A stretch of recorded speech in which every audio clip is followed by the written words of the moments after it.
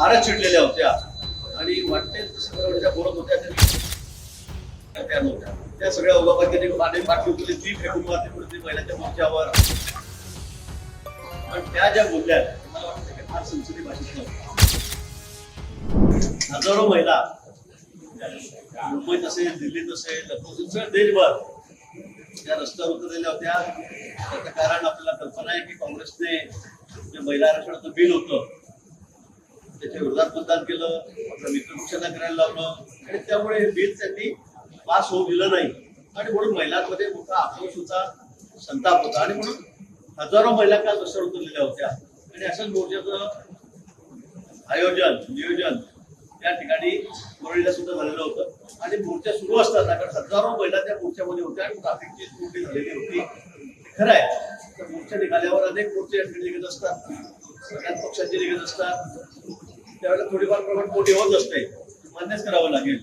पण काल मोर्चा निघाला असताना आमच्या एक भगिनी महिला त्या ठिकाणी आल्यात आणि त्यांनी खूपच संताप आपला व्यक्त केला.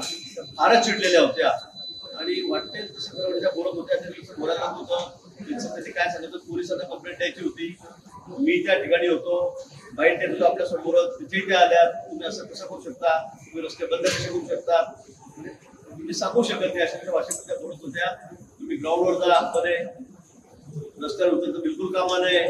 आणि पोलिसांनी त्यांना समजवण्याचा प्रयत्न केला तेव्हा पोलिसांची ते फार जे नको त्या भाषेमध्ये बोलायला लागल्या.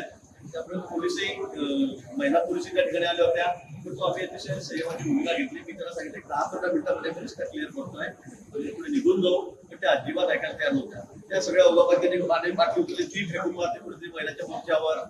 ही आपण चित्रीकरण बघितलेलं आहे. आणि म्हणून या ठिकाणी त्यांचा खूपच संताप चाललेला होता. आम्ही त्यांना खूप समजवण्याचा प्रयत्न केला. पोलीस भगिनी आमच्या महिला होत्या, अधिकारी त्यांना सांगितलं की ठीक आहे, त्यांना चिडू द्या, काही बोलू नका. आमच्या भगिनी संतप्त झालेल्या होत्या, त्यांनाही आम्ही सांगितलं की जाऊ द्या, बोलू द्या, त्यांना काय बोलत असेल ते. आणि 10-15 मिनिटांमध्ये पण त्या तिथून निघून गेल्या. एवढाच तो त्या ठिकाणी प्रकार झालेला आहे. पण मोर्चा जो निघाला होता तो महिलांसाठी निघाला होता. महिलांच्या आरक्षणाच्या संदर्भातलाच तो मोर्चा होता, बिलाच्या संदर्भातलाच तो मोर्चा होता. पण त्यांचा राग संताप हा खूपच अनावर झालेला होता आणि म्हणून त्याच्या बोलत होत्या. पण यापुढे निश्चित आम्ही अशी काळजी घेऊ. मोर्चा असला, आंदोलन असले की असे प्रकार नेहमी घडत असते, याच्या सर्वांना कल्पना आहे. पुन्हा मी सांगेल पुढच्या वेळी आम्ही अशी काळजी घेऊ. पण त्या ज्या बोलल्या मला वाटतं की फार संसदीय भाषेत नव्हतं. त्यांनी सुद्धा त्यांचं म्हणणं होतं, त्यांचा राग होता, ते त्यांनी वेगळ्या भाषेने त्या मांडू शकल्या असत्या, तक्रारी करू शकल्या असत्या पोलिसांकडे. पण पोलिसांनीच आम्हाला परवानगी दिलेली होती, आम्ही रिसर्च परवानगी घेतलेली होती, रुटे आम्ही दिलेला होता. त्यामुळे मला असं वाटतं की थोडा त्रास लोकांना झालेला असेल झालेला आहे. मी मान्य करतो, प्रत्येक मोर्चामध्ये प्रत्येक आंदोलनामध्ये तो होत असतो. एक